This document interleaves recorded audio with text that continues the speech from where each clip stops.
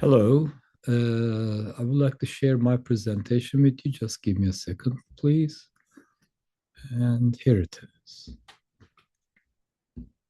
I'd like to talk about the human-centric online education in the higher education. And I will create my own ideas based on my personal experience coming from the pandemic era. So let me start introducing what I have to tell about the online education in Rutgers University. First of all, let me ask you a question. How many of you in recently felt a genuine, spontaneous connection with a student in your classroom, not through a screen? And we know that since 2020, the pandemic era forced us to move the education on online form. So we have to teach our students by using the internet and the computer communications.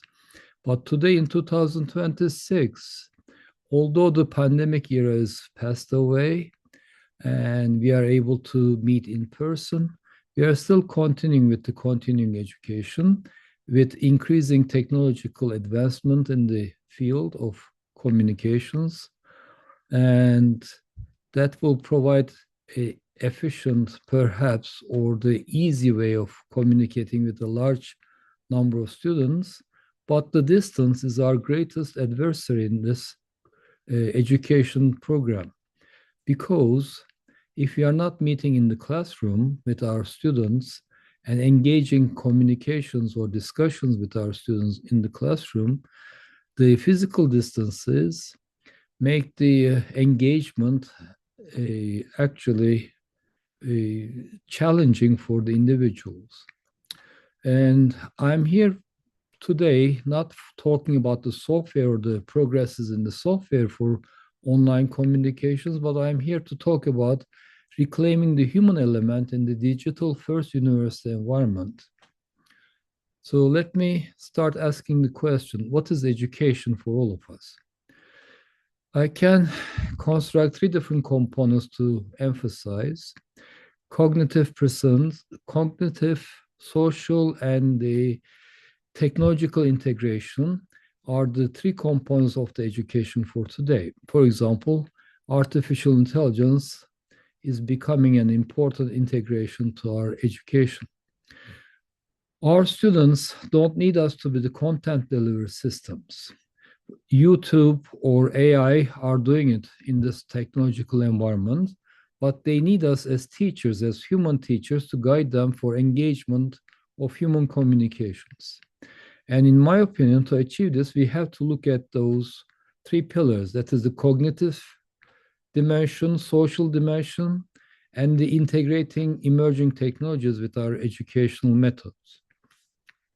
And moreover, we have to ask ourselves the ethical questions: how we can teach our students to become good citizens in our environment.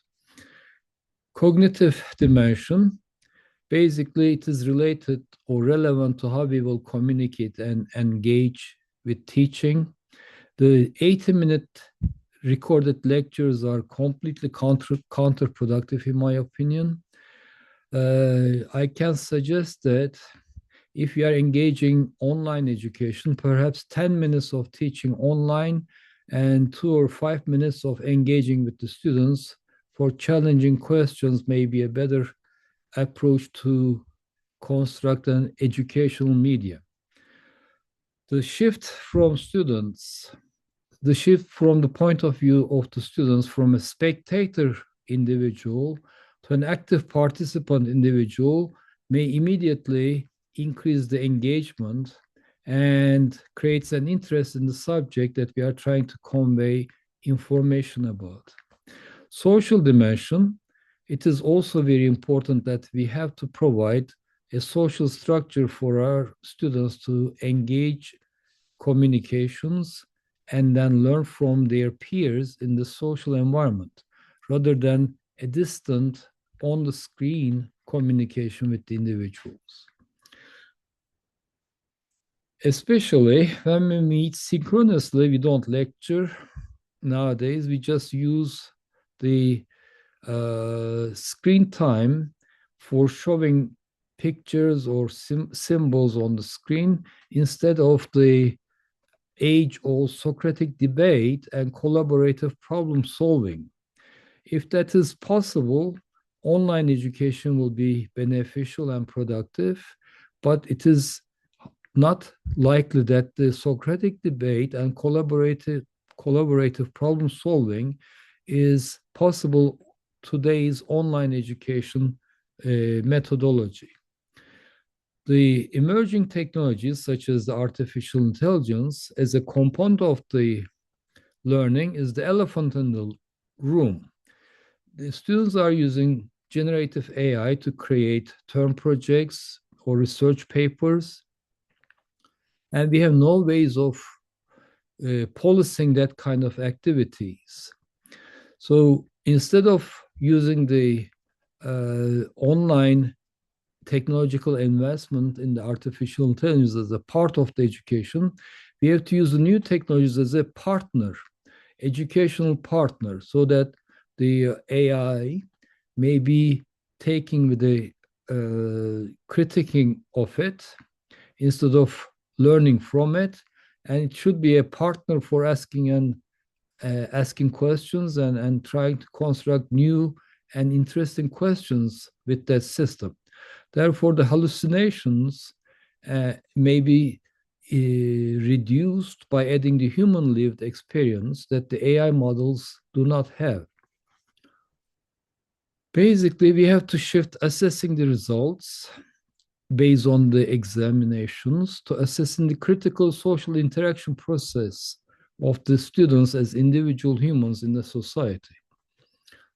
Therefore, the traditional versus the human-centric AI applications today may be a new form of the distant education or online education. Instead of searching for policing and detecting the AI usage of the students, which is a losing battle in my opinion, we have to look for honest usage of the AI and disclosure of the usage of the AI systems or other kind of technological advancements for the education. And we have to ask for everyone, not only the students, but everyone using that kind of technology for the education. Therefore, we know that we cannot replace the tutors with the AI, but we can use the AI as a 24-hour, 7 days of companionship to our learning procedures. So we can train our students to use the AI systems or technological help as a companion rather than a learning source or solving homeworks or the assignments or exams resource. So that will be the change in the online education, in my opinion. So the conclusion for my talk is basically challenges. As you leave today, I challenge you to pick one interaction for your this week time frame and look at the human dimension of it. Have you had human contact with your students, or your contact was through a two-dimensional computer screen? You have to ask yourself.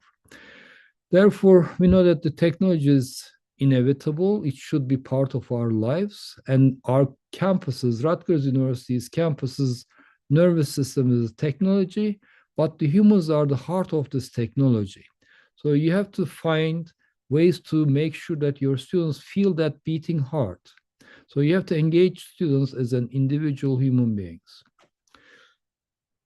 So that is the final statement. I like to hear your thoughts and answers, any questions or answers that I can provide, any questions you have about implementing those strategies. Thank you very much for your time. And I will stop sharing now and I will stop the recording.